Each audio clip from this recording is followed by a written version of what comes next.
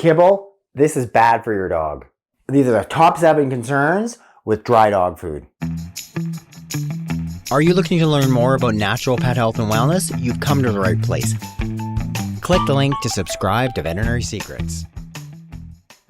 In spite of what you may have heard from your veterinarian, if all you ever do is just feed your dog dry dog kibble, or if all you ever do yourself, you just stay away from the outside aisles of the grocery store, you just go up those middle aisles just living off stuff that's in cans, that's in bags, you would be seriously unhealthy. You would be sick. Why are they getting sick? Why do they have allergies? Why does it seem that so many dogs are getting cancer?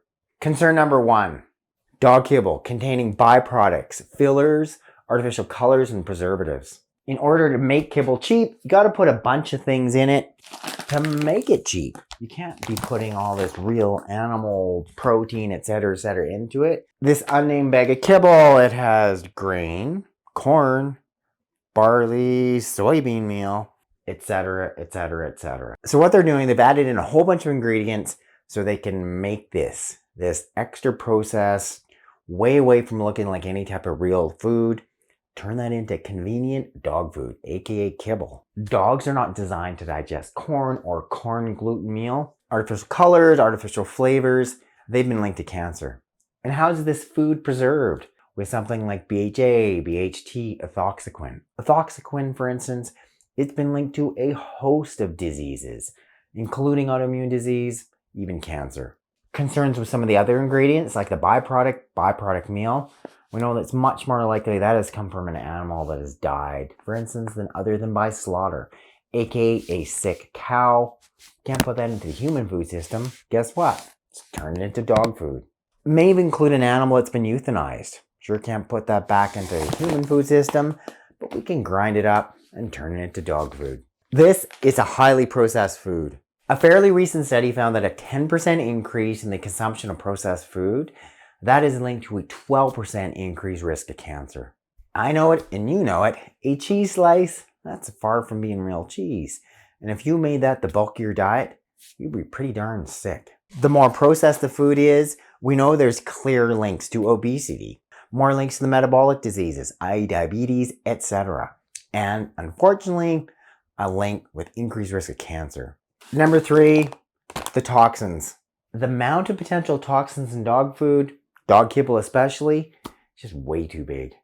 The Clean Label Project, they test over 80 different brands, and they're looking at environment contaminants. They're looking at toxins. They're looking at heavy metals. They found that some pet foods, they contained over 200% more cadmium, a serious heavy metal linked to cancer. Some of the pet food, it contained 500% more lead than cigarette tobacco. And like 500 more percent.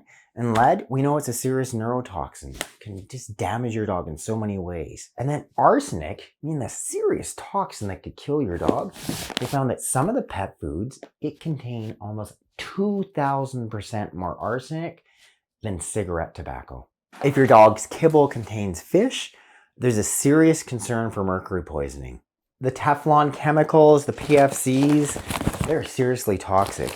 And if you open any bag of dog kibble, like this bag here, see the inside part? It's all shiny. You just might have to take my word for it. It is really shiny. Guess what? This is leaching PFCs into this kibble. The toxic insecticide Roundup, there's a really good chance this is in your dog's kibble and you're feeding your dog an insecticide. Pretty sure this food has it in it. Like one of its main ingredients was soybean meal. And most of the commercially grown soy now, it is Roundup ready, aka it's been genetically modified. So the farmers, they can this aerial spray and spray the entire crop of soy. It's the only thing that grows is soy. Great, you increase yields, but guess what?